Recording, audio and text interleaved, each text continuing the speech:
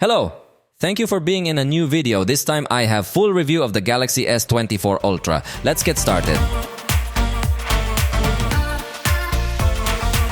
Something to note is that this device has little content in its box, so let me tell you about these U-green accessories, with which you can perfectly complement your device. Look, this compact 45-watt charger, fully compatible with the Galaxy S24 Ultra's super fast charging, is cheaper than Samsung's charger. At the time of recording this video, it costs 789 Mexican pesos, and it even has two additional advantages like the foldable plug and also two USB-C outputs, which is very useful when you are traveling to charge two things at the same time. With this U-green charger, the experience is more convenient. This brand also has a transparent case so you can protect your device, and it comes well reinforced to protect your Galaxy S24 Ultra in case of a fall. Plus, it fits perfectly well with the necessary cutouts for the microphones and charger and other things. At the time of recording this video, it costs 349 pesos, again cheaper than Samsung's. And finally, if you want to protect the screen, they also have a special glass, which in fact includes two tempered glass in the box and comes with a special applicator to have the perfect fit. At the time of recording this video, it costs 349 pesos. In the description of this video, I leave you the links so you can go to acquire these accessories, which are of good quality without spending so much money. And speaking of money, this device competes at the top, so its price is very high. In Mexico, 3 versions arrived. The base version is 256 gigabytes of storage at a price of 30,999 pesos. That is approximately $1,800, although remember that the prices here are not the same as those there. The intermediate version has 512 gigabytes of storage, and its price goes up to 33,999 pesos. That's about $1,980, and the highest edition goes up to 1 terabyte of internal storage at a price of 39,999 pesos. That is $2,330, so it is an extremely expensive device. Although in Mexico and also in many parts of the world, Samsung applies several promotions, giving you, for example, the model of 512 gigabytes at the price of 256, and likewise the 1 terabyte model at the price of 512 gigabytes, especially during pre-sale and special offers. But there is no doubt that it is an extremely expensive device, and therefore it does not have so many competitors in this same price range. Obviously, its ultimate competitor will be the iPhone 15 Pro Max, but we will make some comparisons later. In fact, we already did a performance comparison in case you want to check it out. For now, how about joining me to get to know every detail of this device in more depth? Let's start by talking about the front, where we will find one of the main novelties, and that is Gorilla Armor. This new glass is going to allow the screen to have much less reflections, and believe me, it is something that is immediately noticeable. And in addition to that change, you'll also notice that now the screen is completely flat, unlike last generation, where it still had a subtle curvature. But I want you to see the difference in the screen reflections. In this new generation, you get to see a deep black color, whereas in the last generation, because of the reflections, you don't get to have that same level in the black color. So that is really a very important advantage in this new model. According to official figures, it has 75% less reflections than the last generation, and it definitely shows. But it's not only improved in reflections, it's also improved in resistance, as they claim it's 4 times more scratch resistant.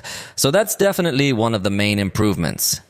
On the sides, we will also find changes, because now the frames have a titanium coating, which obviously will give a little more premium feel. On the right side, we have the volume buttons and the power button. At the top are placed 2 microphones, while at the bottom is the slot for the S Pen. We have the speaker with a new design, and in fact the sound has also evolved, but we'll talk about that later. We will also find the USB-C port, and finally the tray to place the SIM card. Remember that you cannot place a microSD card, and in some markets the dual SIM version will be available, although this may vary greatly depending on where you buy it, so make sure you know this before you buy it. And I forgot to mention that an additional microphone is also here. We found 8.6 millimeters thick in this device, and its weight is 232 grams, so it is not a light device, but generally high-end devices are never very light because of all the components that integrate, and this is no exception. The back cover is also made of glass, but in this case we do not find Gorilla Armor, and Samsung has not officially communicated if it has any level of protection on this cover.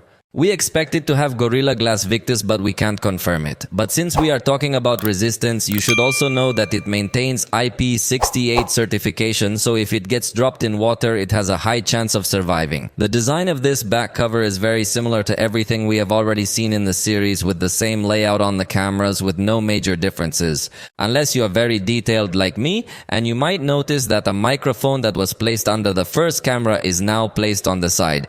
It is a very tiny microphone, which in fact is very difficult to perceive, but that microphone has changed its placement with respect to the last generation. In this case, I have the titanium gray color, although most of the time it looks a similar color to gold, but it is also available in titanium black, titanium purple, and titanium yellow colors, in addition to the online exclusive colors, which are titanium blue, titanium green, and titanium orange. As you will notice, Samsung wants to emphasize a lot that incorporates titanium in your device. Personally, I like the very rectangular design of this device at times, but I find it a little uncomfortable because the corners become a little more easily buried in the hand. In this regard, I would prefer the design of the Galaxy S24 Plus, but that is a personal taste. The screen is excellent. Samsung has always had us accustomed to excellent panels, and this is no exception. Its size is 6.8 inches, 19.5:9 ratio, and its resolution is very high, Quad HD Plus to be very exact, 3120 by 1440 pixels. So it maintains a very high level of sharpness, both in multimedia content and in very small texts. In fact, it reaches a pixel density of 505 pixels per inch, which confirms that it is definitely a spectacular display.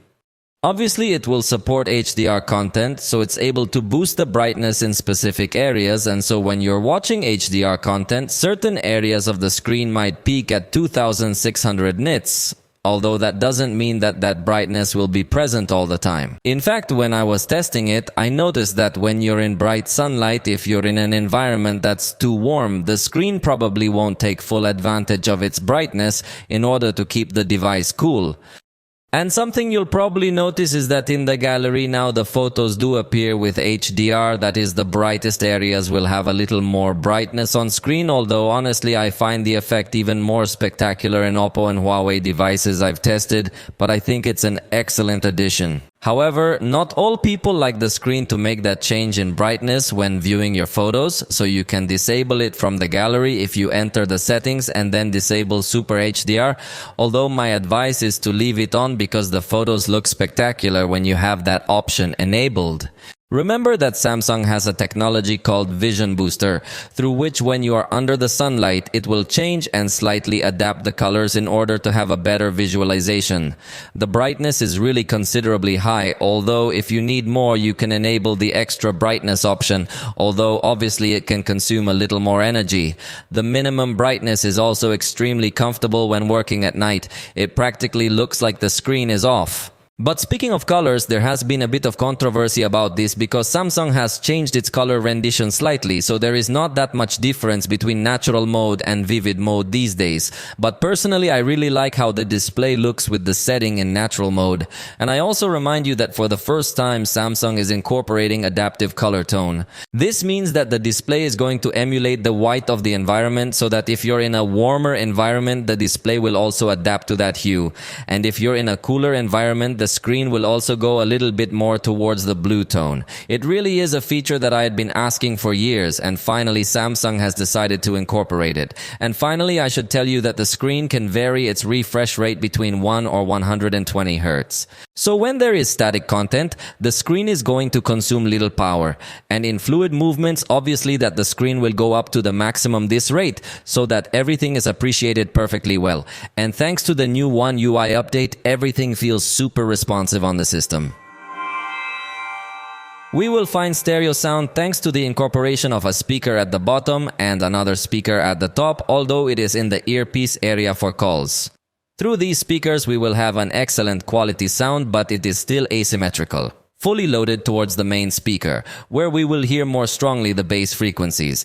Definitely the sound is good, and in fact this generation they have upgraded the speaker, and now it sounds with much higher fidelity. So really the sound experience is very good, but I must say that it could still improve if Samsung would integrate the speaker in this part to have a fully symmetrical sound, since it currently integrates the speaker in the earpiece for calls, and obviously the sound changes a bit. We hope that the next generation Samsung will finally give us symmetrical sound.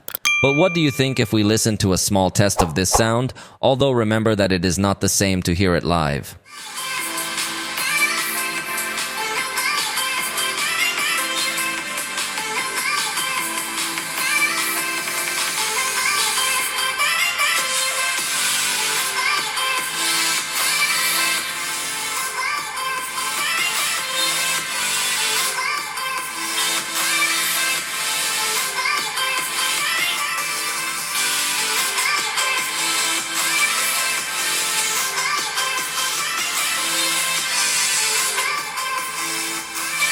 I insist that the sound is an improvement that Samsung has not done much promotion of, but it really is noticeable compared to the last generation, and it maintains the good things we had already seen before, which is Dolby Atmos for games, and a fully customizable 9-band equalizer, so you can change the style of sound, even without the need to have headphones connected. It also features adapt sound so that based on how you listen depending on your age, it will also adjust the type of sound. And it also includes the standalone application sound function with which you can send some sounds to a Bluetooth speaker and keep other sounds playing on the phone. So with this, you can perfectly play music at a party while watching videos on your cell phone without the device having problems with the audio. An important absence will be the headphone jack, although it is something that all high-end users are already used to, so you will have to use an adapter with USB-C or also opt for wireless headphones. In this case, it supports the codecs SBC, AAC, aptX, and finally SSC, which is Samsung's proprietary codec, which you can use on the Galaxy Buds. In fact, the most recommended if you want to enjoy a better wireless audio experience is undoubtedly to purchase Galaxy Buds because of the compatibility they have with the codec and also because of the added features that Samsung offers. Regarding the microphones, I had already told you that there is one down here, two on the top, and one a bit hidden and very difficult to show on the camera. But there are 4 microphones in total. Below you are going to listen to a test recorded with these microphones. Esta es una prueba de sonido utilizando los micrófonos del Galaxy S24 Ultra. Son muchos micrófonos para que también puedas tener audio direccional. Thanks to the incorporation of all these microphones, you will notice that when you zoom in, the audio could also focus a little more on that part. And in fact, when recording using the professional video mode, notice how it allows us to select between directional front or rear audio. So it really has very good audio recording quality. But finally, let's listen to a concert simulation recording a sound system with the maximum volume to see if it gets to saturate the audio or not.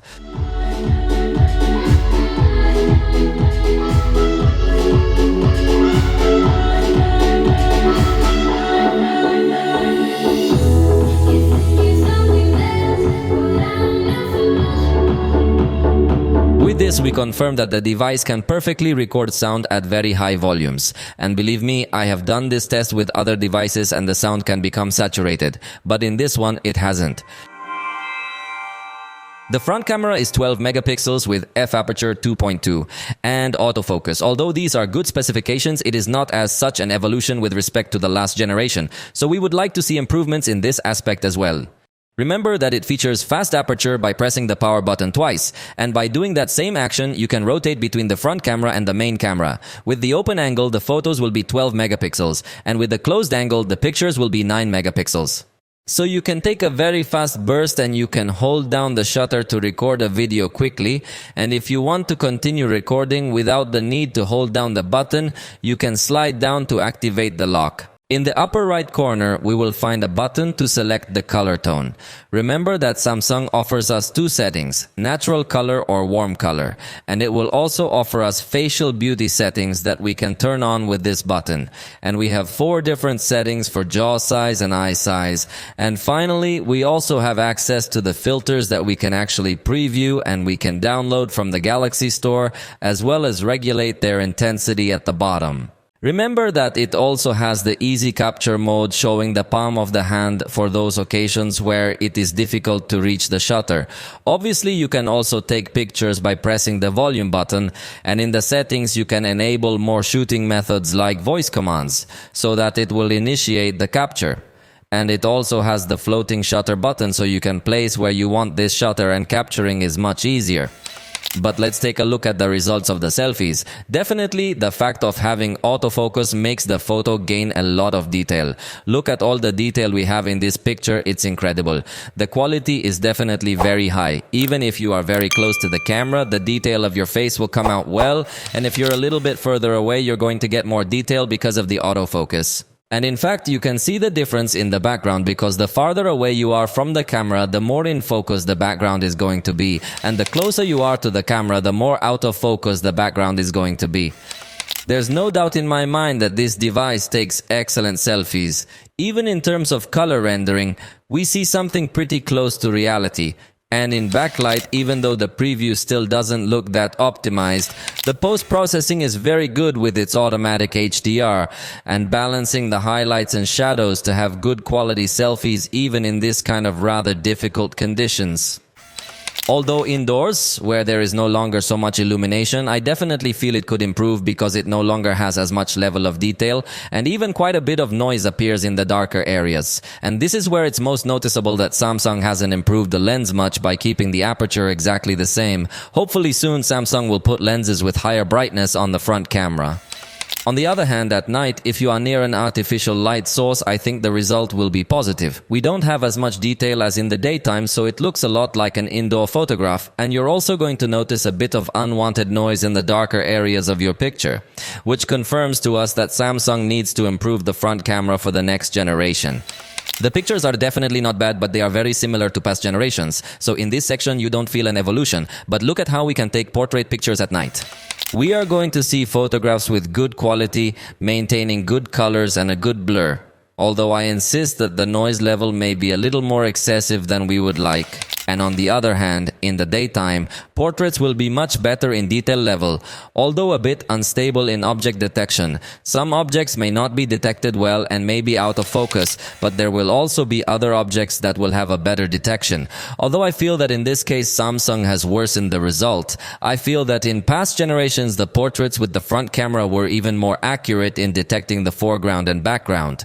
This is something that can probably be corrected with an update to define a little better these edges that feel very blurry. But speaking specifically of the face and its edge detection, I think you have an excellent job here. On the back we will find 4 physical lenses, although Samsung considers as if you have 6 lenses taking into account other virtual ones. First, we have the 13mm ultra-wide camera with 12 megapixels and f2.2 aperture plus autofocus, so it also works for macro shots from a very close distance. Next, we have the 23mm camera, which we could consider as the main camera, with a 200 megapixel sensor, f1.8 aperture, autofocus and optical stabilization. And since this camera has such a high resolution sensor, Samsung applies a crop to this sensor. So this same camera can give you a virtual 50mm lens, that is 2x optical zoom with 12 megapixels and obviously keeps the same aperture, focus and stabilization features. Next we will find the 70mm camera, that is 3x optical zoom with 10 megapixels, f2.4 aperture, autofocus and optical stabilization. That is, these 3 cameras remain the same as last generation, and in that sense, if it bothers us a little, we would have liked to see an improvement in the resolution of the ultra-wide camera and the telephoto camera, or at least an improvement in the aperture of the telephoto camera, but they remain the same. Next we will find the new periscope camera, which now becomes 115mm, that is optical zoom 5x, when before it was optical zoom 10x, so it is a setback in scope, but it is an improvement in aperture, since previously it was f4.7, and now we find f3.4, that is, it is going to have a greater input of illumination, which helps a lot in low light captures. In addition, its sensor goes up to 50 megapixels and also has optical stabilization and autofocus. And just as it happens with the main camera, since it's a high-resolution sensor applying a crop on it, Samsung gives you a virtual 230mm lens that is 10x with 12 megapixels, and again the same aperture, focus and stabilization as this lens. So I think it's a pretty complete photographic system, but you don't feel so much evolution compared to the last generation, and even compared to the generation before last, and even compared to the generation before last. However, Samsung has focused the main improvements by taking advantage of the new processor and artificial intelligence. Next, we'll try to capture number 1 to see how fast the shutter speed works. There it is. I'm going to take a second attempt to be sure I've captured the exact moment. As you notice, it took practically a quarter of a second before the device took the picture, and on my other attempt it took even longer. So it doesn't seem to have such a fast response speed. However, notice how in the settings we can adjust via smart optimization, whether we want to give priority to capture speed or we want to give priority to maximum image optimization. If we select this setting, it is likely that the capture speed will now be much faster. But let's do the test to be absolutely sure about this. It's about to get to number 1 and I'm going to do the catch again.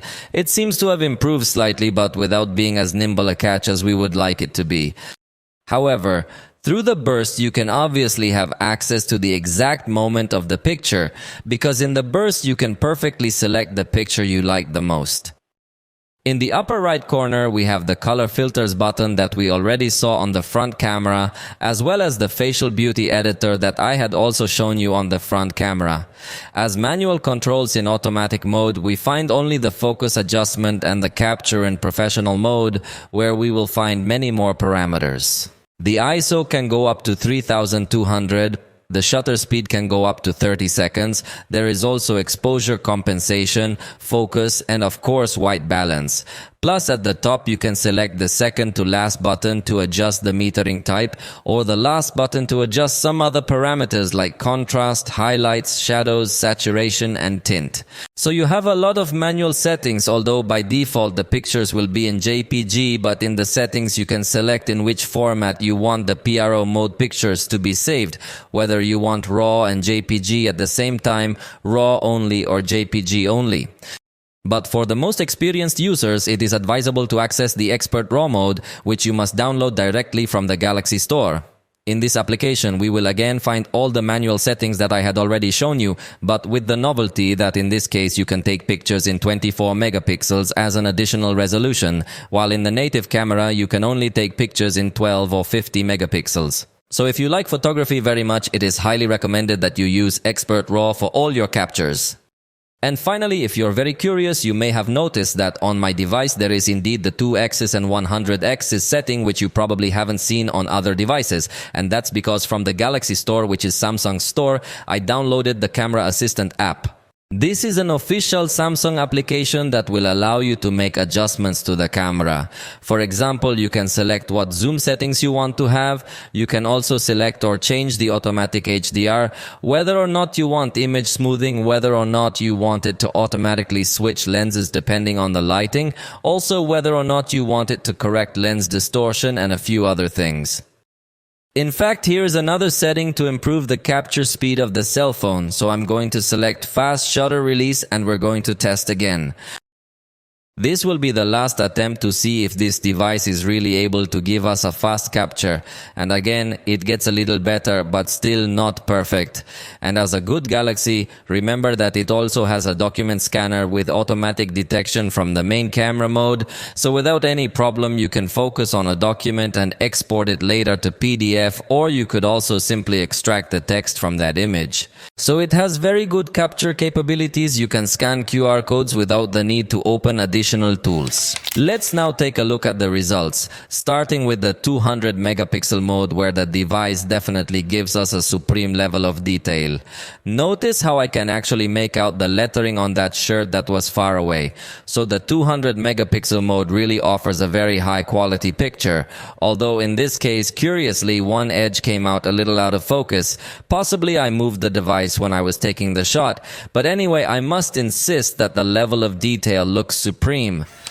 Here we are looking at another 200 megapixel picture, but I want to emphasize that Samsung currently does not integrate high-resolution sensors in the ultra-wide camera and telephoto camera, unlike other high-end manufacturers where it is becoming more and more common to see high-resolution sensors in all cameras. So this is another area where Samsung could and should improve.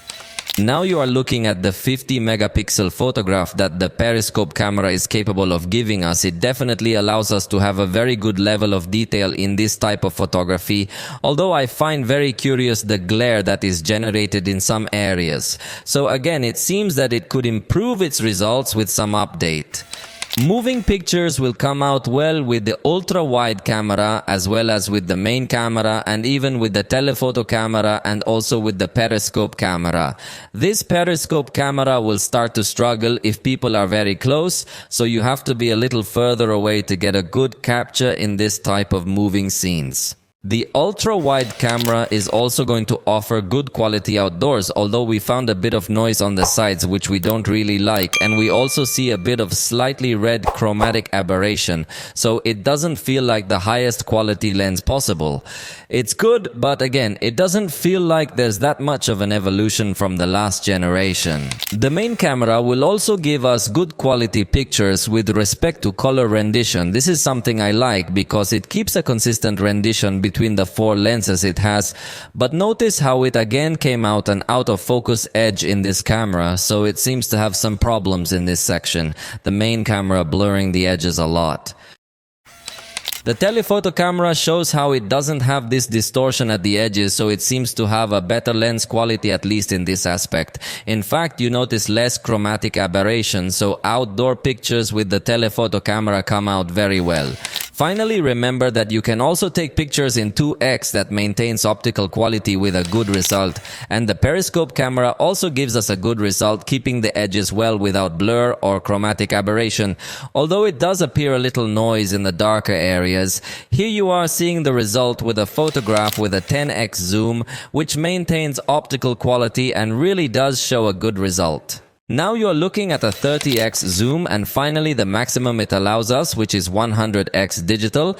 I think the zoom is very good, although I am not so sure that it is better than the last generation, since before we had 10x optical. Later we will make a comparison against its younger brother. Indoors, note that the main camera does a good job of reducing noise and maintaining a good level of detail, and above all, good color saturation even in these scenes where there is not so much light. The ultra-wide camera also does a very good job with respect to color saturation and level of detail, although it seems to struggle a bit more with noise. The telephoto camera performs very similarly to the ultra-wide camera, having a bit more noise than we would like but maintaining detail and colors well. And finally, the periscope camera surprised me by giving us an excellent level of detail despite not having as much light in this scene. In backlit scenes, the good news is that Samsung has finally optimized the preview, so even before you take the picture, it already looks good. After taking the picture, you will have a spectacular result. We have a good level of detail and excellent balance between light and shadow, but again, it is confirmed that this lens has problems in the edges because the edges will be very out of focus, and it is something that bothers me personally. The ultra-wide camera also performs well in this type of backlit conditions, and even the brightest areas are not overexposed and the shadowed areas are sufficiently illuminated as well. Although in this type of backlit scenes, it is likely to generate a little more chromatic aberration in this type of lens. And Fujite, as the telephoto lens, we have excellent quality, also maintaining a balance between highlights and shadows. With the periscope lens also maintains a good performance. This is something worthy of recognition because there are other manufacturers that do not maintain the same performance among all their camera lenses, but Samsung does.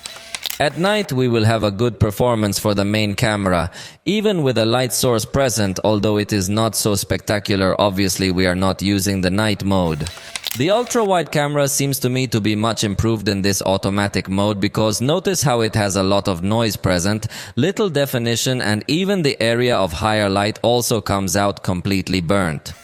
On the other hand, the telephoto camera and the periscope camera perform better, although in this case they give priority to expose in a good way the area of higher illumination, leaving the shadow areas with a little less definition, but it seems to me that the results come out well.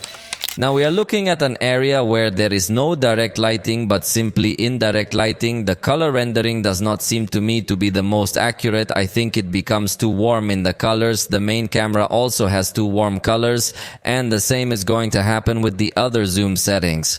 Although it should be noted that at the 3x setting, the device actually uses digital zoom and does not use optical zoom because there is not so much lighting, but from 5x it goes back to using optical zoom, and the picture quality is good in the detail but not in the color rendering. Notice how the darker areas seem to have some slightly odd artifacts, definitely not totally good quality, and at 10x zoom it struggles more in these darker scenes. But notice how even in extremely difficult conditions where there is very little lighting, the result will be totally positive. In this case, if you use the night mode automatically, and I really insist that the result is spectacular, then it is a camera with a lot of potential, which is noted that Samsung still needs to finish perfecting with some updates. Note how in macro photography the main body can suffer a little to focus evenly due to the aperture and the distance that has the sensor. Then we do not find a uniform focus with the main camera. This would be the minimum distance at which it still retains a more or less uniform focus. But remember that Samsung automatically makes the switch to the ultra-wide lens to have the super macro mode, and actually the focus becomes very good to see the smallest details of small objects. And in addition to the ultra-wide camera, remember that you can also use the panoramic mode with the ultra-wide camera. So we have a mode of very much amplitude that maintains good resolution also in photography to achieve notice pictures with a lot of space. And in addition to the ultra-wide camera, you can also take pictures with the main camera in this panoramic mode, and I insist that it maintains a good level of detail so the panoramic pictures come out very well. And finally, the portrait photography also seems to have a good quality. In this case, notice how it keeps well-focused objects that are exactly at the same distance from me, but as they get further away, they get more out of focus. So the quality of the portrait seems very good to me. Although I feel that in this case, it saturates the colors a little more than I would like, but the edge detection and the level of detail is correct. It also allows you to take portrait shots with a 2x zoom, which despite being considered a digital zoom actually crops the sensor, so it maintains optical quality and actually does it very well. Then we will find the portrait mode with 3x zoom, optical zoom, so it maintains an excellent level of detail, and again we see a very nice bokeh effect in the background blur and a considerably accurate detection of objects. Finally, with the 5x lens, the portraits will be the most spectacular. The bokeh effect generated in the background is very consistent with the focal length of the lens, plus it is very natural and the edge detection is really very accurate. So both in the person and in the objects, then the portraits really seem spectacular with this 5x lens, and possibly one of the main improvements compared to the Galaxy S24 Ultra, where we could not have this type of portraits because the zoom was going up to 10x. The video recording is really amazing as it has 8K at 30 frames per second, not only for the main camera but also for the periscope camera, that you can generate very high resolution videos with the highest possible quality. In fact, also note that in 4K will allow us to reach 120 frames per second, although in automatic mode is not available. But if you go to the professional video section, you will notice that it does appear the 4K setting at 120 frames per second, which is very remarkable and very professional for cinematic scenes. Although with this quality, you can only record with the main camera and the ultra-wide camera. But the maximum quality compatible with all the cameras that this device has will be 4K at 60 frames per second, and that is excellent news because there are other manufacturers that only have enabled this resolution for the main camera, but in Samsung even the front camera can reach this resolution, so it is excellent news. When recording video, we are going to have this manual adjustment for focus and brightness, and that will also be available while we are recording the video. Of course, we have all the shortcuts that I already told you about a moment ago. We can also take some pictures while we are recording. We can pause and resume the recording of this video, even if you are not using the ultra-wide camera. It also allows you to activate the flashlight without needing to stop your video first. And lastly, it also allows you to rotate to the front camera without needing to stop your recording. Even if you are not using the ultra-wide camera, it also allows you to activate the flashlight without the need to stop your video before. And finally, it also allows you to rotate to the front camera without the need to stop your recording. This is something that, for example, the iPhone does not allow, and that is why I love to highlight it on this device. And finally, I had already shown you the professional video mode, but let me take another look. It allows us to change practically the same parameters as in photography with the additional microphone and also with a slider to modify the speed when zooming. It also has an integrated audio monitor and also an access to the histogram, so there is no doubt that it is an excellent device for recording video. Now let's see the results. Recording in the resolution where we have the maximum resolution, and I insist that can give us a very high level of detail, very useful for post-production of content, a little more professional, to allow you to trim and adjust your framing perfectly well. Not so useful for the vast majority of conventional users, but it's good that the option is available. Plus I remind you that you can also record in telephoto, so the quality I insist is supreme. Currently, there is no device that can record at this resolution using these lenses, plus the fact that it allows you to record in 4K at 120 frames per second would allow you to create some cinematic style shots, reducing its speed to 25% to still maintain a 30 frames per second playback, and the results are definitely super nice, something you can't currently achieve on the vast majority of smartphones either. There might be some out there available that do have the option, but for example, the iPhone can't record in this quality, and in general recording with these cameras we have a very good quality. The ultra-wide camera can give us a good angle while maintaining good colors. The main camera still maintains the same color rendition, and that's something I like, and even switching to the telephoto camera and the periscope camera maintains the same color rendition, so it feels a very consistent experience between the three lenses, and I like that all can record at 4K up to 60 frames per second, although in this case I did the test recording at ink frames per second, and I insist that it maintains an excellent quality in video recording. The maximum zoom in the video is 20x, so it does not become as amazing as in photography, but the results are still correct. Indoors, the main camera behaves very well in the recording because even when we do not have such good light conditions, controls very well the noise, maintains good level of detail and good color saturation. On the other hand, if we switch to the ultra-wide camera, you will notice that it can suffer a little more in handling noise, but on the other hand, the telephoto camera can also suffer a little in these light conditions, but I think it still manages to eliminate noise very well and maintain good color saturation. And finally, the periscope lens also maintains an excellent level of detail, but obviously the more movement there is, the more it will struggle to define the details due to the little presence of light that there is. In this sense, if we would like to have better aperture telephoto lens for better performance at night, but even without having such a spectacular hardware, seems that the optimization has been excellent. In backlight, it will also maintain a very consistent performance when recording video. Notice how with the ultra-wide camera we already have a good balance of light and shadow. Switching to the main camera will continue to maintain this good balance, and even switching to the telephoto camera, although it appears a little more noise in the shadow area, but still without overexposing the highlights area.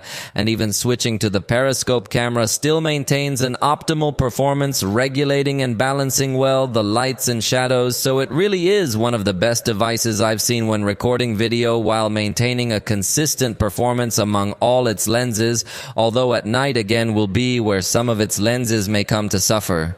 The main camera comes to have a good performance, but ultra-wide camera can get to battle a little more to handle noise in the darkest areas, where you can even get to exaggerate note, as there are some areas that even come to be perceived a little blue, while the telephoto camera can record well if it is in a well-lit area, but if you go to a darker area, you will also notice that it can suffer a little more with noise, although there comes a time where it manages to eliminate it completely, and the same happens with the periscope lens. There are times where it can suffer a little more with noise, but after a few seconds it is practically eliminated completely. This in an area where you still have a high enough lighting despite being artificial lighting. But if we go to the darkest areas where we only have indirect light, we will notice that the ultra-wide camera struggles a bit in defining the details. Well, although fortunately it keeps well the darker areas without much presence of noise. In fact, it is curious because the main camera is the one that seems to have a little more problems in the totally dark areas and also in the representation of colors. Remember that in these darker areas, the 3x Telephoto camera is not used due to the aperture that is used in the camera, is not used due to the aperture it has. And finally, the change to the periscope camera in these darker areas is going to be much more noticeable because it definitely does not have as much aperture, so the scene becomes much darker. This is where it is most noticeable that the periscope camera does not have an aperture as spectacular as if we could, for example, in the iPhone. So I insist that in hardware could improve worse. Despite all this, Samsung has an excellent performance in your camera. Finally, the stabilization is considerably good, even without the super stable mode. Notice how when walking we have an excellent movement both with the main camera and with the ultra wide camera, and even with the telephoto camera we will have a good stabilization when walking, and even with the periscope camera you will notice a good stabilization. Although obviously it is not 100% stable because it is the periscope camera, it is the most difficult to stabilize, and still the result seems to me too good without any super stable mode activated. And in the case of scenes with too much action, the ultra-wide camera and the main camera behave very well, although the periscope camera starts to struggle much more in this type of scenes with too much movement. The super stable mode allows you a shot with much more stability when running, but only works with the ultra-wide camera and the main camera. Unfortunately, the super stable mode cannot be used with the periscope camera. Hopefully with an update enable it. Regarding the focus, this device also has very good capabilities, so whether you are far away or close to the camera, it seems that the focus will be quite accurate even at different speeds. The focus is a bit subtle, so it does not react with exaggerated speed, but it does it very accurately even with small objects. So I think it is a parameter that Samsung has improved with good quality for this generation. As in previous generations, the focus reacted a little more aggressive and fast, but it was not as accurate. And in this case, I feel that they have improved in that section. Remember that also the ultra-wide camera has this type of focus and again maintains a consistent performance very similar to the main camera, and again also the telephoto camera will have a good performance in this type of activities because remember that it also has autofocus, although in this case a little more noise is appreciated in this scene that does not become so comfortable, but the result is good. Remember that Samsung also allows us to record with a portrait mode that in iPhone is called cinema mode, where it allows us to blur the background. And something positive is that in this case, if the intensity of the blur is reduced, if you move away from the camera, something that only iPhone could do until today, but it seems that Samsung has improved in that aspect. It will also be able to keep objects in focus, although not with 100% accuracy, but it seems to me that currently on the Android side, Samsung is the one that best has this portrait mode without being perfect, because I feel that the blurring of the edges is still a little imprecise, and in fact it also lets you record with zoom 3x when applying this portrait mode, so the recording is definitely good. The fast camera mode, you can use it from 5x, which is a considerably good speed for recording movements of people, and yes, it works in 4K, but the fastest you can go in this hyperlapse mode. Record is a bit faster compared to other Android devices that can go up to 1800x or more to record plant growth. So here still feels a section where Samsung could improve, although compared to Apple this is better because Apple doesn't let you select the speed. On the other hand, for the slow motion, we have a curious performance because we can go in 4K at 120 frames per second and the result will be spectacular because we have no time limit. Or we can also record at full HD at 240 frames per second to have a little more slowness matching the slowness of the iPhone. But the curious thing is that Samsung previously had a super slow motion mode and now there is no more, so that the last generation can reach 960 frames per second. But this generation does not. Hopefully with an update we return the super slow motion mode. Now let me show you how the front camera records, which also has very good quality. I like that it also maintains very similar colors to what we see in the rear camera and also maintains a very good level of detail as it lets us record in 4K with autofocus. In backlight, I think it doesn't perform as excellent as we would like, but if it is good, it may be that some areas still feel slightly overexposed, so it hasn't reached perfection, but it does perform well in backlight. Definitely something that you might also find useful is the autofocus, especially if you are a blogger or content creator, because if you bring any object close to the camera, it will focus unlike many other devices that have fixed focus. So the quality of the front camera seems really very good to me. However, indoors it can suffer as well as what we saw in the picture. It can struggle much more reducing the noise, and when reducing the noise it creates a pastel effect that is not really very nice. So if you need to be in good light conditions to have a good result, I think that again it is confirmed that Samsung needs to improve the aperture of this front camera. And at night we will see something very similar. If you are a little static, the result will be good. But the more movement there is, the more you will notice that battle to reduce noise and still achieves good quality. But definitely in the darker areas will appear a greater amount of noise that is not nice for such an expensive device. Hopefully the next generation Samsung decides to improve it once and for all the front camera aperture to have better quality videos. This front camera also includes a fast camera mode with the same configuration as the rear camera and a slow motion mode in which we can reach about 120 frames per second. So it is a simple slow motion in full HD. In this case you cannot have slow motion in 4 to the front, at least not automatically, because manually you could have at least 60 frames per second for a kind of basic slow motion. With the front camera, you also have the portrait mode with what you can record blurring the background. Although, again, I feel that here should improve with some update. The detection of the edges, as in previous generations, had a more accurate detection. Now feels a detection that is not quite right. And I remind you that you can change in real time the appearance of the blur, change its intensity or change to an even greater blur, in addition to other effects that Samsung has available. But what I find curious is that objects seem to detect them. Sometimes yes and sometimes no. Also, if you have a mode to keep the person in color and black and white background, or a glitch effect for the background, and all this can be applied in real time and in 4K, so it has very good capabilities. But what it does need to improve with an update is the edge detection. Finally, this generation Samsung integrates a new dual camera mode, very similar to what we saw before, which was called director perspective. We can select 2 cameras and we can change the frame that appears with picture-in-picture mode to any position. What I like is that you can now record in 4K using these 2 cameras. That's something that so far no device can do, and that's why I get to highlight it. In fact, you can also rotate the camera to show large for the front camera and small for the rear camera. So it's a really very useful mode, but it could be improved as it doesn't allow you to zoom. So if you want to do something similar, you have to stop recording and select the next camera. Then to switch between ultra-wide, main and telephoto, you need to stop the video recording. So although it's great that it does allow us to record in 4K with this dual mode, it could be even better if it allowed us to manage the zoom completely to our liking.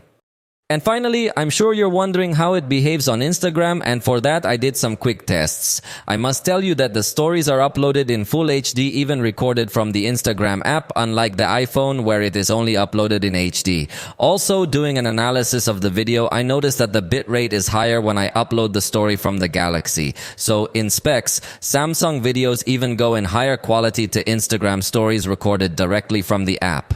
However, on the front camera, Samsung doesn't have stabilization when you record directly from Instagram, while the iPhone does, so it might cause a higher quality feel on the iPhone. But on the rear camera, the opposite is true. The iPhone doesn't have stabilization, but the Galaxy does, and even on Galaxy it lets you apply more zoom when you're recording stories directly from Instagram. So in several respects, Samsung records Instagram stories better than the iPhone in this generation. The only thing they should improve would be to enable stabilization for the front camera, and hopefully they do that, because with that it would be the perfect experience. In fact, another thing that Samsung announced in this generation is that HDR photos uploaded to Instagram, you can also view them with HDR through this device. So also when uploading photos, we gain higher quality with this Galaxy S24 Ultra. I also did a test uploading pictures from the iPhone and from the Galaxy, and you see a very similar level of detail, and even from the Galaxy S24 it seems to have a little more detail. So it looks like Instagram is no longer a factor in the iPhone's favor, with the exception of stabilization with the front camera. In the software we will find excellent news because it comes with Android 14 and One UI 6.1. That is the latest versions of both Android and Samsung system. So it comes perfectly well updated from the factory, and also with this device, Samsung has made the promise of 7 years of software updates along with 7 years of security patches. So it has officially surpassed Apple in this regard. It's a device that's going to be very well supported, and therefore you can be sure that it's not going to be discontinued easily. In addition, Samsung adds a myriad of options through software. Let me mention the most recent ones. Notice that when setting a wallpaper, there is now a new generative wallpaper option. Specifically, it is called Creative, and we have two options, Generative and Image Environment, although the latter must be enabled in the Labs section.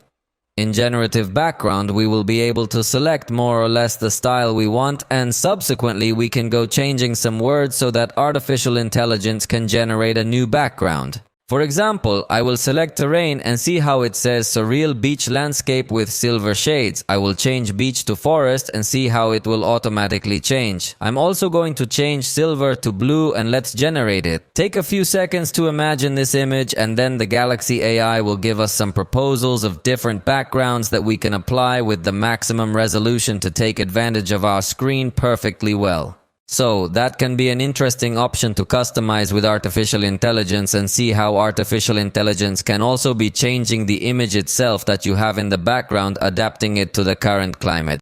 Let's select that we want to do the test, although for this you must configure your weather application well. Next, I will select an image of mine simply for reference and so that the device can use it to imagine other climates. Also, here's the clarification that the changes may take some time to appear while the analysis of the image is done. Notice how in this case, if it were raining, drops would appear above me. Snow could also appear even with depth detection. So some of the snow falls behind me and some of the snow falls in front of me. So I think it's an interesting option to customize your wallpaper. It also has a renewed always-on display, although very similar to what we saw on iPhone and a little confusing too. Notice we can turn it on and you can select whether or not you want it to keep the background on the lock screen. So that's why I'm telling you that it's now very much like the iPhone's always-on display, because it keeps the background on the screen, albeit very dimmed. But fortunately in Samsung's case, you can disable the option to keep displaying the background. However, now you do not have a brightness control directly for always on display, and in case you want to change the cover art, it is curious because it does not appear in the always on display settings but appears in the theme section, specifically in the always on display tab. So here you can select multiple skins, but you can't use one of these skins in conjunction with a background photo. So, it has become a bit confusing how always on display works, but what is clear is that they have wanted to be very much like the iPhone, keeping the possibility of having a photograph always fixed. For example, I'm going to set a photo I have here as wallpaper, and it also serves to show you how you can apply various effects on this photo, even some a little more artistic. In fact, on the lock screen also, as you notice, we've gained an addition of widgets. At the moment, these are just system widgets made by Samsung, but hopefully soon Samsung will open up a developer kit so that they can add other applications, also their widgets over here. But basically in that part, you can add all these widgets. It can be alarm widgets, weather widgets, and other things, and that's it. And now watch how those widgets stay on top there as well with always on display while also still showing the picture. Personally, I think this is going to eat up a lot of your battery, so I wouldn't highly recommend enabling it, but you can do it if you want to. Samsung keeps one of its flagship features, which is Edge panels, through which you can have tools for screenshots, also quick shortcuts for apps, or you could even have many other panels there, even ones that you can download from the Galaxy Store. So you can have a lot of tools conveniently at hand through this little side panel, and obviously you can also open split screen apps at the same time. And of course, if you drag any application to the center, you could also open it in a floating window mode.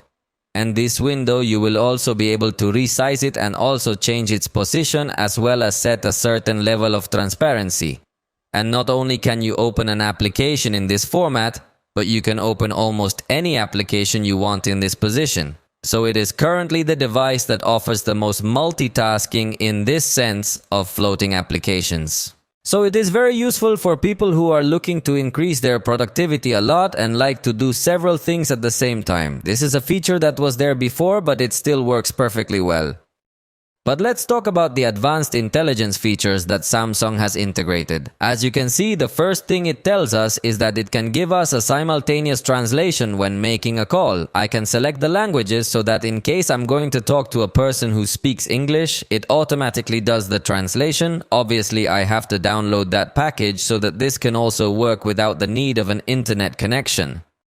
And notice how in the configuration there is an option to mute your voice so that the other person will only hear the voice of the cell phone in English and will not hear your voice in Spanish. If I have this option deactivated, they will hear my voice first and then they will hear the translation. In the same way, you can select if you want to listen to the other person's voice or if you only want to listen to your language, which in my case would be Spanish. And finally, in this preset section, you can select some contacts to determine which language each of them speaks so that you can speak with the immediate translation. Let's do a test with a call simulation so you can see how this works. Right now, a call is coming in. I can select call attendant for simultaneous translation. Hi, how are you? And as you can see, in this case, it's showing me the subtitles of the person who is speaking as well. And let me enable the speakerphone so you can more or less hear his voice. Let's do the test again.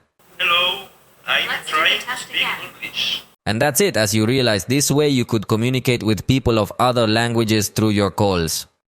The next advanced intelligence feature is inside the Samsung keyboard, where we will find both chat translation and style and grammar correction. As you notice, right now I just received a message in English and it immediately shows this bar that tells me to tap to translate. I can simply tap and it will immediately do the translation of the messages into my language. In this case, I'm going to select the English language to make it even more obvious. And I can also press this button so that I write in my language and the message is sent in English. Notice, let's send this message. I typed it in Spanish and it immediately sent in English. Curiously though, I am noticing that this translation at the moment does not seem to react on screen. Now that I changed the language from Spanish to apply Mexican Spanish, notice how the translation has been activated even within WhatsApp under each of the messages. This is really interesting, especially because it works in several messaging applications and not only in the native messages of the system. Again, I am going to send another message and notice how I write it in Spanish, it is sent in English and immediately the translation also appears at the bottom. And again, it appears in the translation of the messages I receive as well.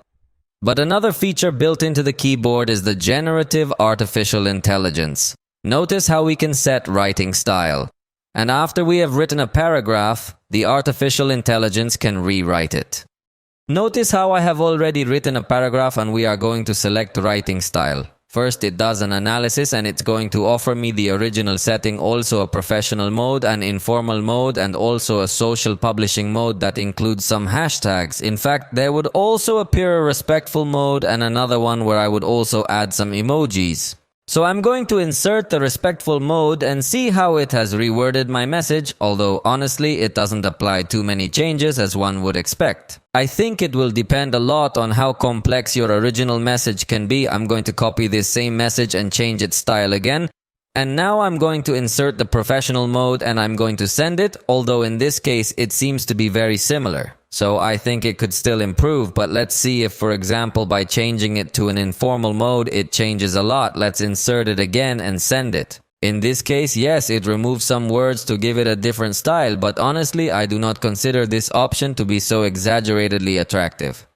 And finally, within the artificial intelligence options of the keyboard, we find spelling and grammar. Notice how it does an analysis and will give me suggestions, but in this case I write very well, so it did not find any errors. And finally, I want to test the dictation function that apparently has improved a lot compared to last generation. Remember, you can also hold down the power button to start dictation and it also seems to work much better than last generation. There's also the interpreter, which is a kind of real-time translator without the need for an internet connection, in this case as a separate application. In fact, to open it, you can go to the quick settings and here the interpreter will appear. The first time you open it, you must give the necessary permissions and you can start speaking on one side in Spanish and on the other side in English, or select any other language you prefer. There are several available, for example, Chinese, French, German, Hindi, Italian, Japanese, Korean, Polish, Portuguese, Korean, Thai, and Vietnamese. And remember that all this can work without the need for internet connection, and that is its main novelty.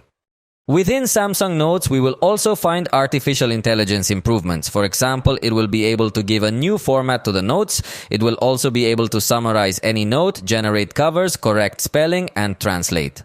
Notice how here I have a long note that curiously I asked another AI to help me generate, and now I can press the Galaxy AI button on this part to bring up the options. For example, I'm going to select absolutely all the text and I'm going to set it to automatically format it. Although notice that in this case it seems to have a character limit, so it didn't allow me to format absolutely all the text. So I think that would be an important area for improvement. I'm going to get to this part and let's see if it is able to format it. You can put in headers and bullets or meeting notes. I'm going to select headings and bullets and notice how it's automatically generating everything so it looks much neater.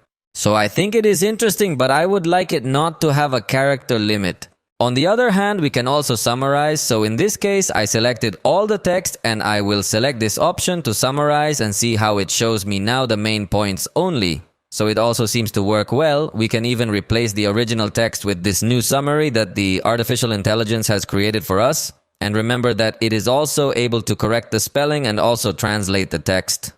Next, we are going to test the voice recorder functions with artificial intelligence that is now able to show transcripts and also able to tag different people when they are speaking. It's also able to show us a summary of everything that was said in that conversation, so let's try it out. So let's start the recording, then you're going to see everything in fast motion because it's going to be a little bit of a long conversation, and then we're going to see the options that it gives us. There we finish a recording of 1.5 minutes more or less. We are going to save it and we are going to see what options it gives us. In this case, it is giving me the option to transcribe after having made the recording. As you noticed, it was not transcribing in real time, so let's see. We select the language and it takes just a few seconds to make the transcription and then show us the result. Notice how it says speaker 1, speaker 2, and again it shows the labels of each of the participants in the conversation. In this case, it was a short conversation, but anyway, I can click on the summary button to see what it can show us. In keywords, he shows us Cruz Azul, Chicharito, and Guadalajara. I think he got it pretty right. In summary, it shows us analysis of Cruz Azul's match against Tijuana. And then as a second topic, the arrival of Chicharito to Club Guadalajara. I think he did very well. Although here it is somewhat curious because the last points are in English, it seems that this function is still not completely finished. Let's also click on the translate button so you can see how we can also select other languages perfectly, and again here in the translation seems to have some flaws even because in the first part it still shows me everything in Spanish. But the truth is that I really like how it manages to summarize the points quite well because it does not use exactly the same words that were used at the time of the conversation, but for example it says it questions whether Cruz Azul will be able to maintain its good performance against stronger teams. I think it manages to understand the conversations quite well to give you the summary, so I find this feature quite attractive. Now let's look at Samsung's internet function where it will also allow us to summarize or translate the content of the pages. Obviously, this works only in the Samsung web browser, so let's head over to my website. Right now, my page is not very up to date, but let's open this news and let's see the options it gives us. Again, the Galaxy AI button appears in the middle of the bottom bar. Let's accept the terms and select the Summarize button. Notice how it is analyzing the text and showing us in key points what is being said on the page, and I think it does that quite well. We also have the option to translate, which I think is a less attractive option because nowadays there are many other browsers capable of translating, but anyway, we are going to translate this content from Spanish to English and notice how it adapts absolutely the whole page and it does it quite well. Inside the photo editor, again, the Galaxy AI button with generative editing appears, so let's click it and see how there are several things it can do. For example, we could rotate this image and as you can see there are gaps, but you can press the generate button and it will automatically figure out how to complete this image so that it looks natural and doesn't look like it was edited. Notice how it takes a little time, in fact it takes several seconds before it shows you the final result. And there we have it. Let's see the original and see the complement and see how he did a good fill here with more nature. I think he did overall a good result. You can hold down on some people or objects and see how we could delete them, move them, or even change their position. Notice I'm going to place the person on this side and I even increased his size a little bit, and now let's just press the generate button and notice again it takes a few seconds. It's not a totally instant edit, so after a few seconds it's going to finish all the fill of the changes we've made. Evidently all this is through artificial intelligence, and look how amazing it is. The truth is that it is not even noticeable, unlike previous tools that were not with generative artificial intelligence, so in this case the editing is practically perfect. Let's do an additional test just to see again the capabilities, because if you hold down you can select objects intelligently, but you could also manually mark the areas of this object that you want to move. Then see how quickly I made this marker, and in fact I can mark other objects to move several things at the same time. Then it's time to do something with this bench. Let's put it a little smaller as if it were a mini bench, and I'm going to place it here. Let's select the generate button and wait for the result. In this case, due to the shadows, the result was not so spectacular, but I like the feel that it applied. Let's go with a more difficult test and let's try to remove absolutely all display.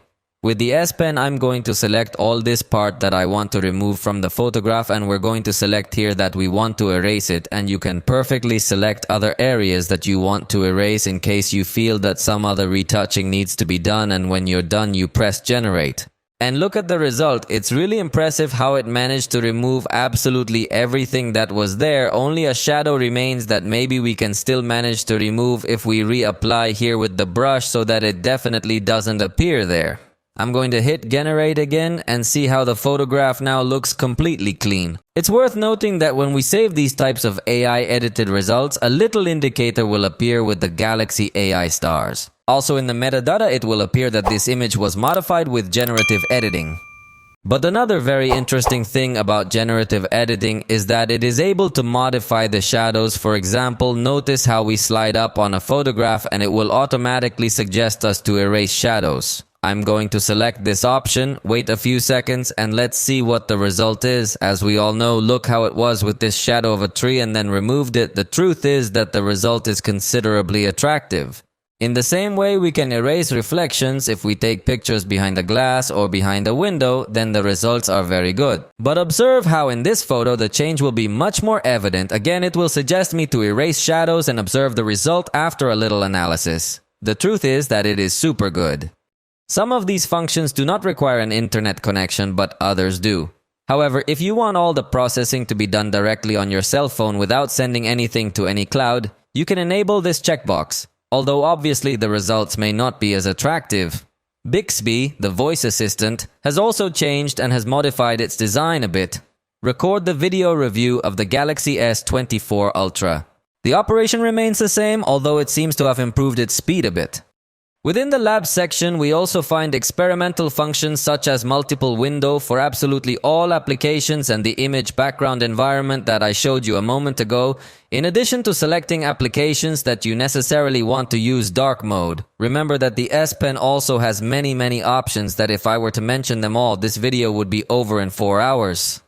But in the S Pen, we see no improvements over the last generation. It still has this air command with the same functions. We can add exactly the same shortcuts that we saw before.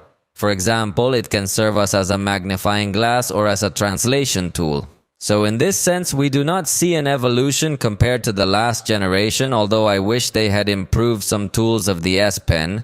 You can also write in digital text easily. So I insist that all these functions were already there before. It retains the capabilities to use the S Pen as a remote shutter to shoot your photos and even to change and control some things. Even notice how you can get to control settings like zoom by simply gesturing here with the S Pen. And something you could also do with the S Pen, though not necessarily, would be the circle search function. So you just hold down the home button to enable this option and simply point to what you want to search for, and it will enable Google Lens to perform the search. In this case, it gives me as a result what fruit is this that I was showing in the picture. And if instead of buttons you use scrolling gestures, actually what you can do is hold down on this slider and that's it. Remember that it will not only help you to search for images, but you could also search for text. For example, if you are sent a location or the name of a restaurant, you can simply point to it and it will search for something based on that text. As part of the software added by Samsung, there are also modes and routines that allow you to automate all kinds of tasks on your phone. For example, I have a routine so that when you open the gallery, the screen rotation is enabled, and when you exit the gallery, the rotation is disabled. I also have another routine so that when you activate the sleep mode, all Always on display is deactivated, the power saving is activated, and in the same way you can create your own routines depending on the conditions that you want, because there are many actions that could trigger your routines, and there are also many consequences to automate all kinds of things on your phone. So it can really be a very useful feature. In the gallery, there will also be something different because you can press and hold while you're playing a video and watch how it will automatically generate a slow motion video, which is pretty cool, although you can't save it, but you can edit it to create this slow motion effect and save it later. In fact, all this slow motion is also going to be generated by artificial intelligence in the editor. So I think it's really nice to be able to convert any video, even if it wasn't recorded in slow motion mode, into this much more attractive motion.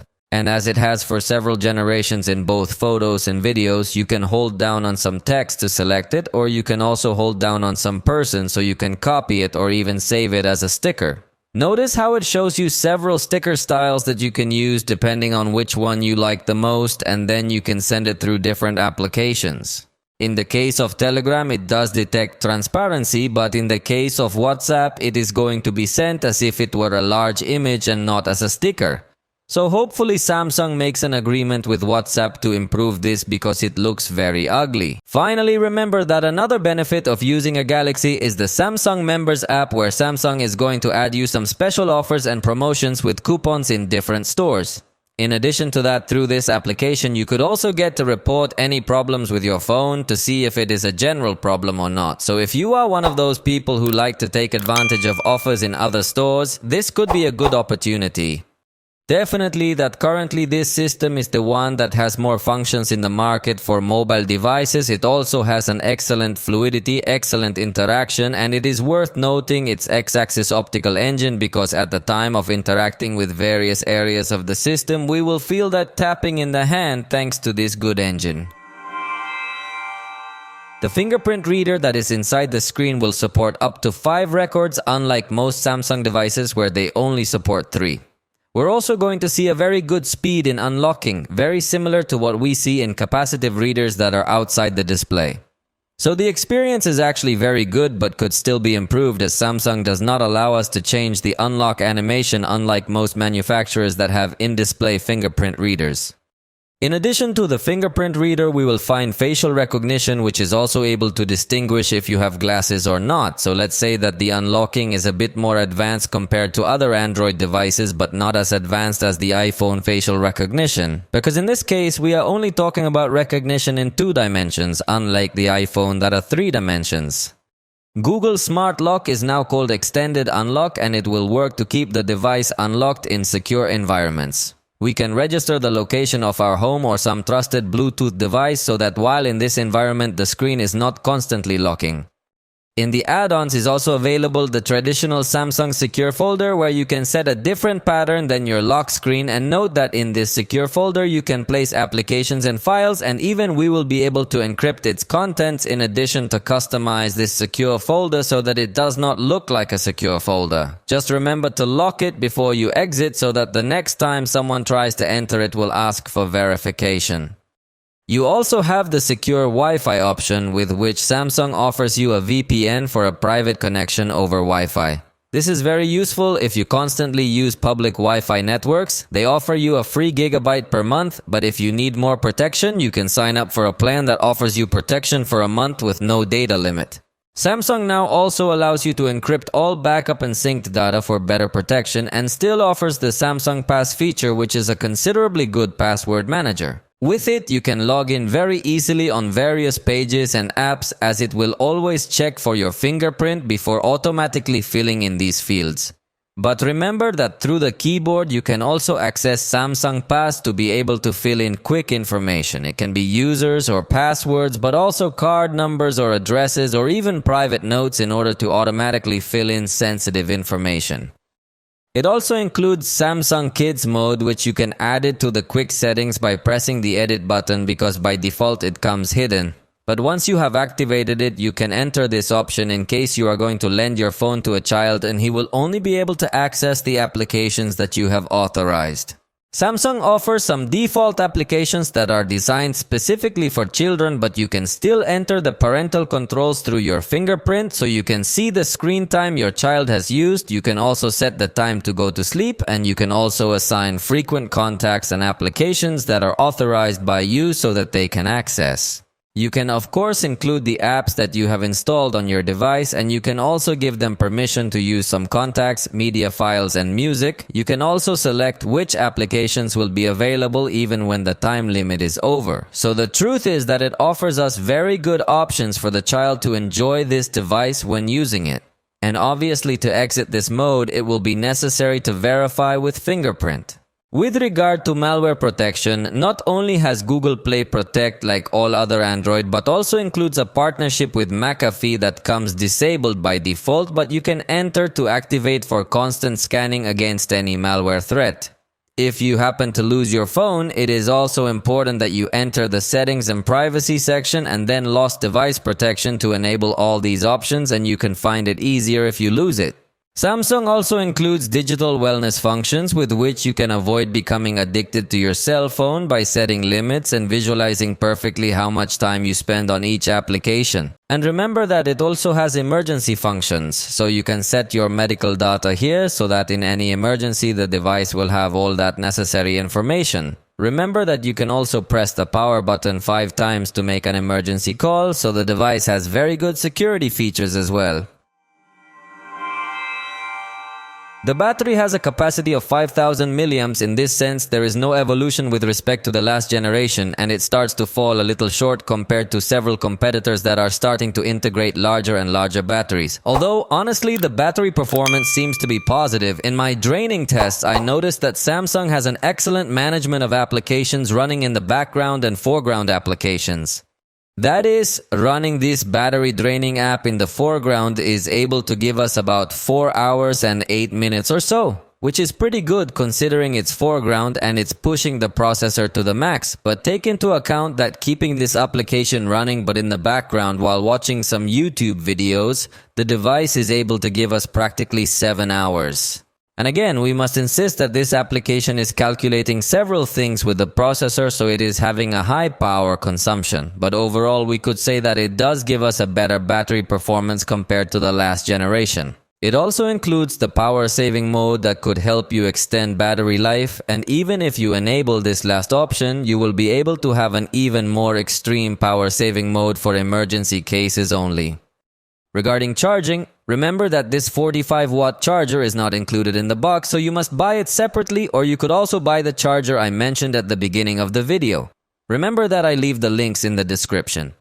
With 15 minutes of charging, it recovers 40% of energy. With 30 minutes, it gets up to 70%, and the full charge was finished in 1 hour and 2 minutes. I think it has improved the charging power, but it is still not the most spectacular compared to what other manufacturers offer us with powers of 80 watts or more.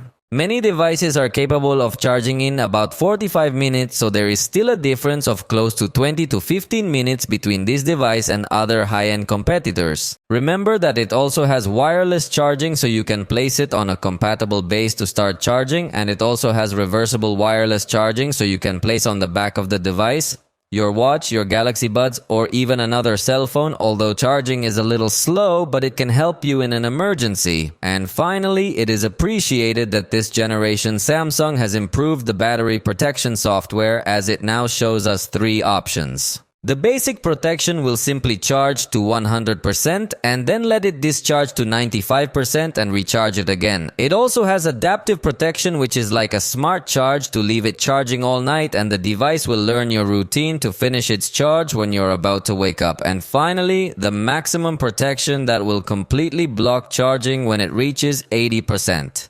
It is up to you as a user what level of protection you want to use in order to prolong the life of this battery. Connectivity is another plus point of this device, although it is what you would expect from any high-end device. That is, it has support for 5G networks. Also with an option to allow applications to connect to the internet using only Wi-Fi or only mobile data. This way, you avoid bad surprises in your mobile data consumption. If you have a limited data plan, you could select that YouTube can only be viewed with Wi-Fi and not with mobile data to avoid bad surprises. Surprises! Also remember that if there are versions with dual SIM and also has support for eSIM, so that simply scanning a QR code you will be able to add a mobile data service, and this is especially useful when traveling because you do not need to go to acquire a physical SIM, but you can simply acquire it with several companies that offer this service.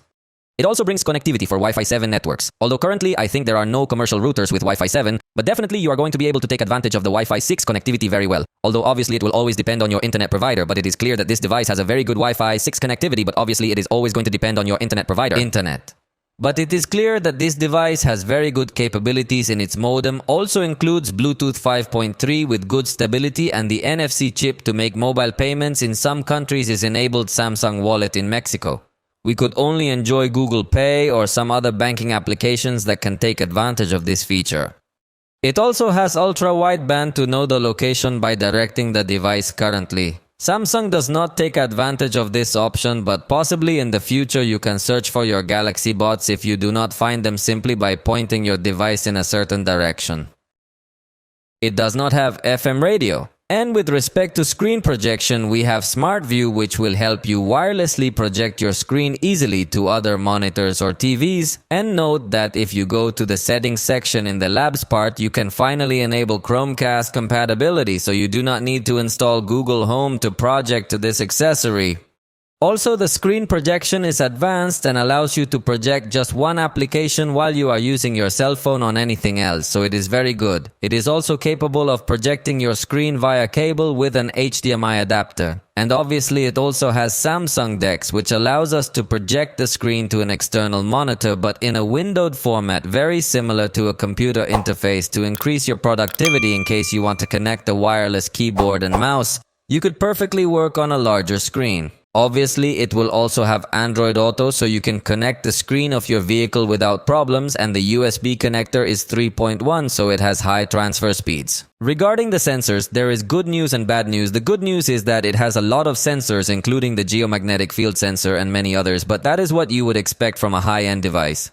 And the bad news is that the proximity sensor has a slightly strange operation. Notice how it is not enabled when I am close to my hand, but when it is fully in contact, then it seems more like a contact sensor than a proximity sensor. Its operation seems a little strange. I conclude that it is not a virtual proximity sensor as those that integrate other manufacturers, because in virtual sensors I can never enable it with my hand, and in this case it seems that yes, I am having the ability to enable this sensor with hand contact, a slightly strange sensor that we will see if it reports complaints from users or not.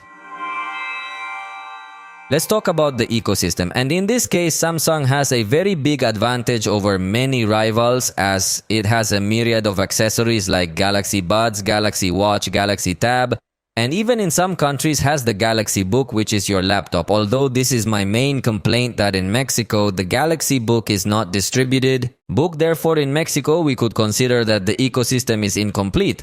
However, also Samsung has smart things through which you can connect to many other accessories. Then the Galaxy ecosystem really is an open ecosystem that works and coexists quite well with various devices. Even if you don't have a Samsung laptop, remember that it comes fully integrated with Windows connection, as Samsung has a very good alliance with Microsoft, so you should be able to link your cell phone to your computer without any problems. In this case, you could share your camera with the Galaxy Tab, or you can also answer calls from other devices. In fact, you can also continue your notes and internet applications from your cell phone on the tablet, or also your Galaxy Buds can be connected to both your tablet and your cell phone and automatically switch between them. Then the ecosystem is really very good. There is also the multi-control function that allows you to select with the same cursor of your computer files from your tablet or your cell phone, and remember that now integrates Quick Share, which is universal to share files with other Android and Galaxy devices. So in summary, Samsung has one of the best ecosystems today in the world of mobile devices and has very good alliances, because in addition to the Google Drive storage offered by all Androids up to 15 gigabytes, Samsung also integrates your gallery with OneDrive to back up everything in the cloud, offering you 5 gigabytes free, but then you must make a payment.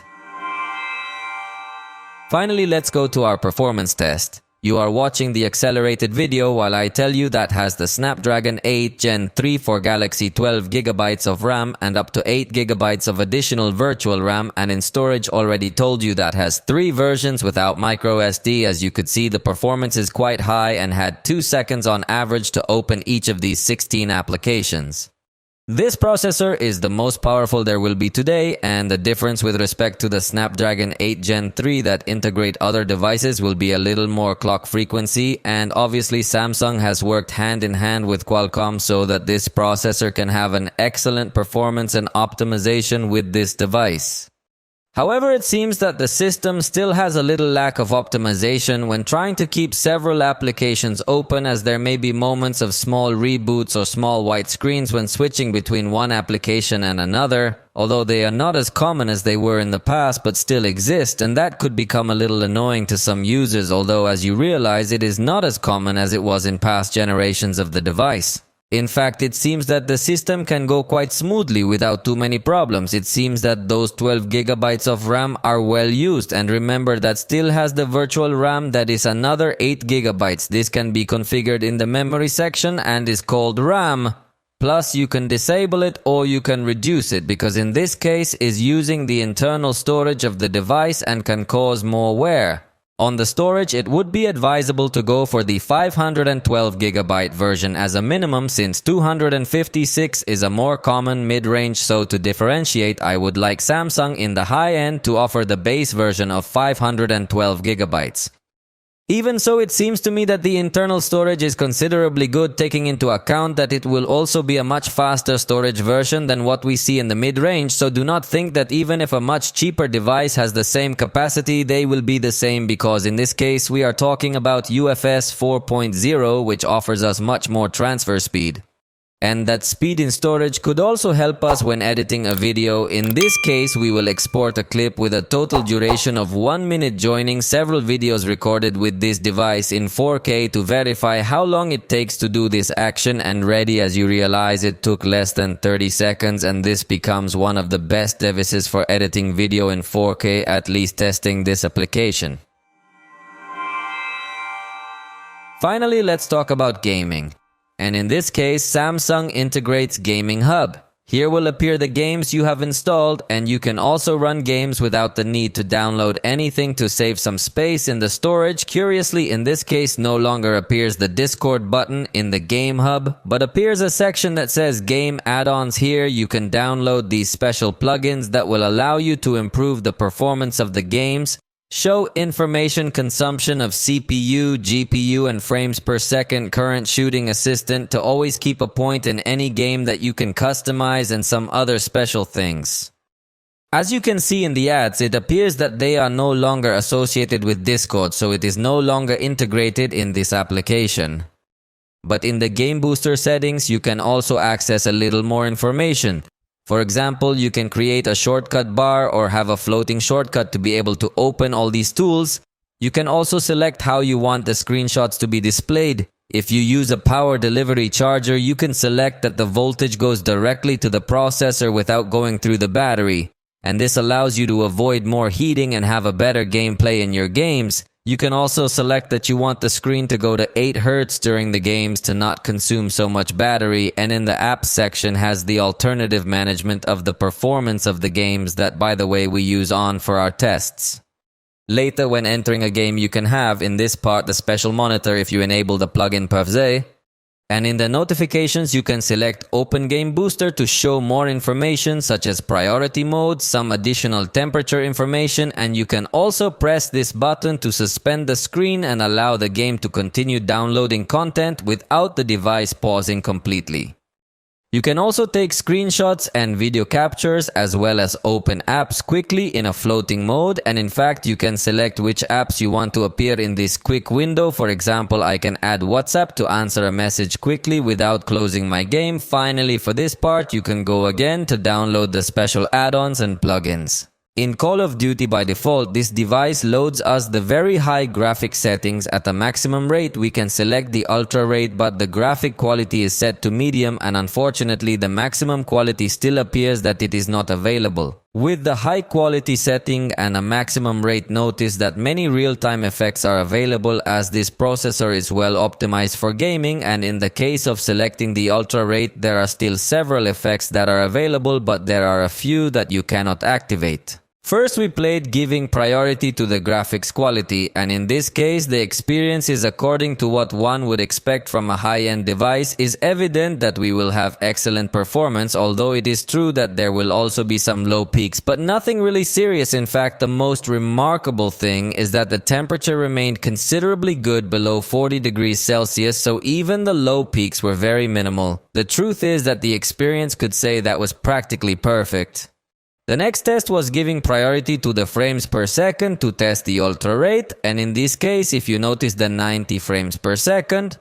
So again, we have a result as what we could expect from such an expensive device. The fluidity will be remarkable, and we will also have a good graphics quality, although unfortunately we cannot have the maximum quality graphics in conjunction with the maximum frames per second rate, but that still seems to be the current industry standard at the high end. From my point of view, the devices seem to be getting to a very good power that would allow game developers to further optimize their content to take advantage of all the power that the current devices have. In the Legends game, we changed the default auto setting to an ultra setting with 60 frames per second for testing. But curiously, despite setting 60 frames per second, this device went up to 120 for a few moments, but after a little while it was at 60 frames per second, so somehow we could say that it did not maintain a total stability, but it maintains a good stability, because after being at 60 we practically saw a perfect stability, so it is a considerably good device to play. And we must also take into account that this processor supports ray tracing, although in these games still does not provide that feature. In the SpongeBob game, by default, we have high resolution and high quality, but for the test I set epic resolution and epic quality with the smoothing enabled and 60 frames per second. And in this game again, the experience was good, although it did not have a 100% stable experience. We could say that it is practically 100% stable, because really the low peaks are minimal and practically imperceptible. There may be some moments where you get to notice a little more, but really the gaming experience will be totally good. Obviously, for users who want to be 100% focused on gaming, could consider specialized smartphones in this, but this device seems much more balanced in giving you an excellent gaming experience and also an excellent experience in photos, and overall an excellent experience in virtually everything we could ask. Then let's go to the next test. In Genshin Impact, by default it loads medium quality, but for the test we set it to the highest possible quality, i.e. very high. And we also selected 60 frames per second plus very high motion blur as well. This test is the most difficult, and without recording, the screen still maintains a smooth performance, although with a few moments of slightly low peaks, but nothing really serious. However, when recording the screen, if it comes to lower its average down to about 40 frames per second, then it seems that recording the screen could become a little more limited for some moments, not at all times, but definitely whoever wants to record gameplays with the highest quality and a totally smooth experience may need a smartphone specialized in gaming.